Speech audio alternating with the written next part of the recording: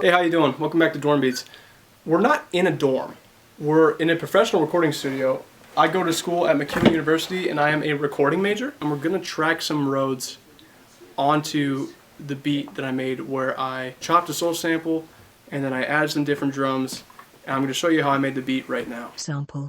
Hi, you're in my room now. I think this is actually a bad example of how I would usually go about making a beat. I typically chop a sample of my Kai, pitch it up or down, use some light percussion loops while still programming the drums on my Kai as well. In the past I've really tried to switch it up, record live drums with my phone, or really try and experiment with how percussive I can make the sample while still using a drum loop instead. But instead of chopping the sample like I usually would, I went through the audio file in my DAW and I manually spliced it together to fit the melody that I wanted to create. Which is still what a lot of producers do, it's just not typical to how I handle things, but I think for the beat that I was trying to make, it works out pretty well. Let me show you what I mean.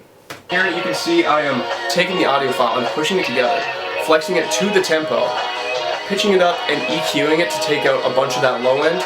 This is a fairly simple way to make a sample sound really, really good. I want to track Rhodes to this, and it's going to really fill out the space if I mix it correctly.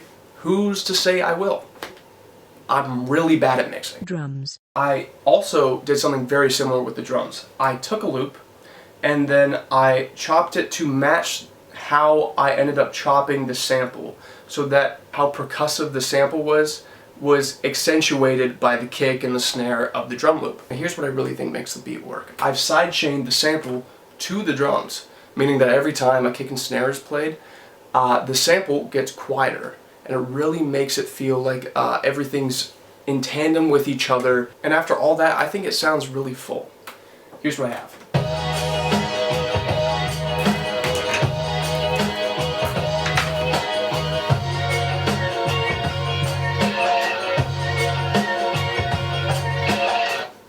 Sounds pretty good. And here's where I get really excited about this. I thought, now that I have access to a professional recording studio, why not record actual analog Fender Rhodes instead of doing some MIDI bullshit? And so to do that, me and my friend Lucas Wentworth went into the studio and I got a couple friends to help me film. So here's me doing that. Let's see if I can get one for cheap. You can. The lower quality, the better. So cheap. So cheap. Cheaper than sex. How much is sex nowadays? Like a $350. like a burger on Whopper Wednesday. Yeah, what's the metric? Is it 200 per an hour? I could be making bank right now. Could you put me in the vibrato? Stop playing for a second. Okay. Rhodes is set up. We're gonna reamp it. Sick. We're gonna get it going through Fender Rhodes, Fender amp, Yeah. 414, 121. Fuck yeah. Okay. Beautiful stereo pair. It's gonna sound great. This is Josh Post. He's a bassist. This is Lucas. I've known him since middle school and he's my goat. And he's helped me mix and master and produce most of my projects. I remember when he wasn't jacked. Wow. Oh, hello. Andrew Choy. Are you reacting this? I think we're gonna try. Niche. I I couldn't have the run deluxe set up in there. Yeah. I couldn't run it through a normal amp the last time I tried. Can you explain what reamping is? Reamping is when you send a DI signal into a box that puts into the amp, and it's awesome. This is a really good shot. Multi-track 33. 33. That's you line 33? What number was it? 36 in the wall. 36 right here. Okay. That's it. Alright. And Play this one. 414 is 101 and the 121 is 102. word. Are those speakers cut?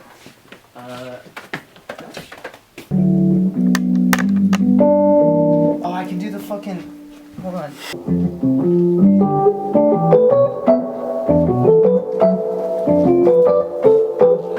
Wait, so can any piano major book this? You don't have to book this. And When- they don't think it's usable because it doesn't have a pedal. Can you So not just bring your own pedal? Well, I guess no, no, it's because it's physical. special because it's physical. Yeah, like okay. we can take the top off if you want to. Yeah, there you go. Oh. And there's so they don't like fix this at all. No, Okay. every key. I think every key works. Oh yeah. Whoever made this, whatever their name was, Lana Rhodes. Yeah.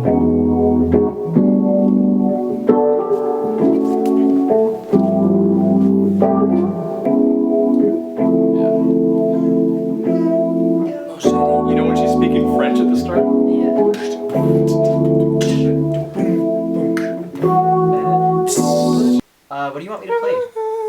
I'm gonna play you the part that I want you to play over, but I want you tracking over the entire song. Cool.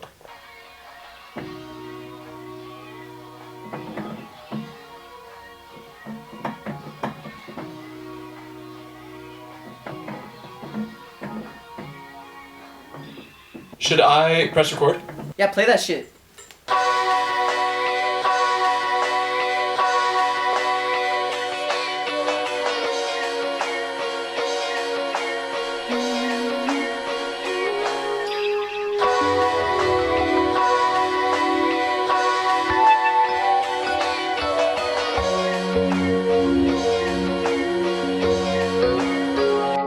Darling.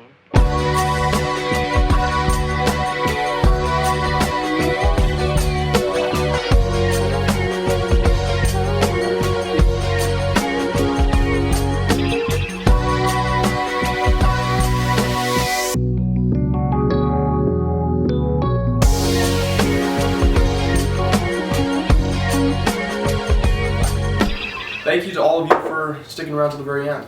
I love making these videos, and I would love some feedback on the beat. I know I'm still learning how to mix properly, and I'm still learning how to be a good engineer in the studio, which is why people like Josh, like Lucas, like Andrew, even Duncan, who's not an engineer, were so helpful when I recorded that. And of course, a special thank you to Lucas for being absolutely insane at Rhodes, and also keyboard and guitar and bass, and he's a great singer. Lucas also just released a very good project, which I'm going to link down below, and I think you should check that out. Also, a special thank you to Sydra. She is an amazing vocalist, and if you heard anybody singing on top of the beat that wasn't part of the sample, it was probably her. She has an amazing voice, and she's been on my last album, and she'll be on my next one too. Speaking of which, you might have noticed you didn't hear the full beat, and that's because this is going to be one of the tracks on the next album, which is releasing in January, but don't tell anybody. Thanks for watching, and I'll see you next time.